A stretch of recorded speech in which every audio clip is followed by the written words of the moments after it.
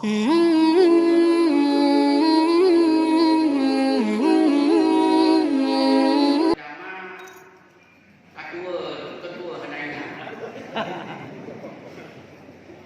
pertama,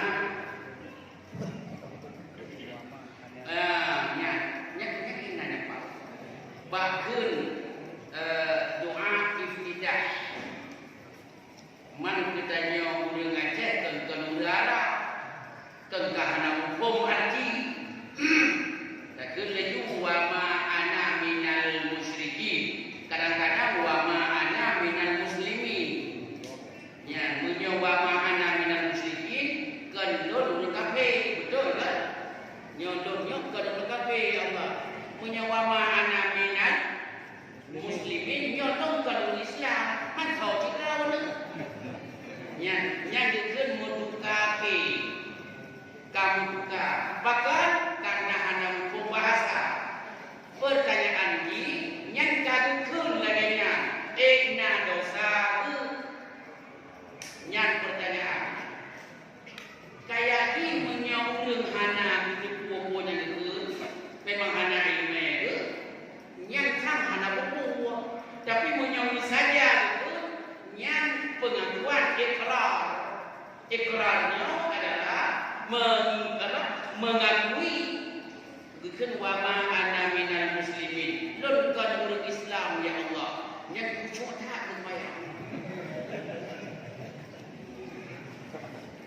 wajjahtu wajhiya lilladzi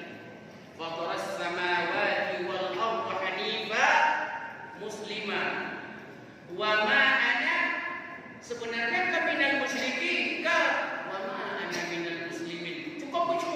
lurkan Islam ya Allah mantap kata-kata terus ada kedua kenapa dulu nya jawaban Cina dosa menyosengaja dan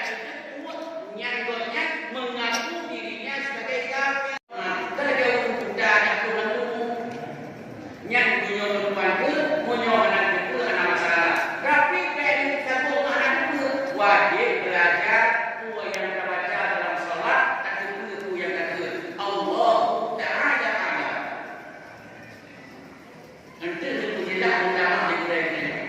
yang sabuk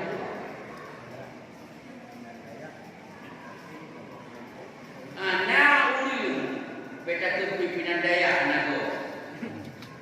kepimpinan dayanya sekelompok masyarakat kan overacting atau memang benar anak itu asalnya ulu berzikir nyorage dalam masjid jika muncul sebuah kelompok manusia menyokapkan tanda kutip provokator cuma bukan kekun dan kemudian mereka itu jamaahnya yang sesat kafir ya kupu kafir urang berzikir kupu kafir hukum bukan hukum bila pertama tadi putra yang dibaca zikirnya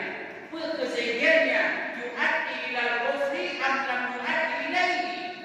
terbawa kepada kekufuran atau memang zikirnya hanya kepada kekufuran menyozikir-zikir yang dibaca menghantarkan kekufuran provokasi guna memang betul hanya gabung kena karena zikirnya menghantarkan kekufuran kafir tapi menyozikir yang dibaca hanya terarah kepada kekafiran kekufuran hanya unsur kafir cuma dia baca rame-rame nyontul jauhnya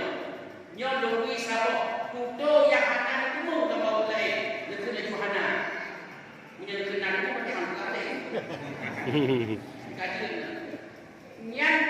orang yang mengklaim hanya gabung dengan zikir orang yang gangangan kafir dan yang menyikir yang salah dibaca dan mengantarkan ke kafir betul itu bukan dan dong sendiri lorangan juga karena zikir-zikir menghantarkan ke kekufuran punya zikir hanya satu malah mendekatkan diri dengan Allah takarrub ila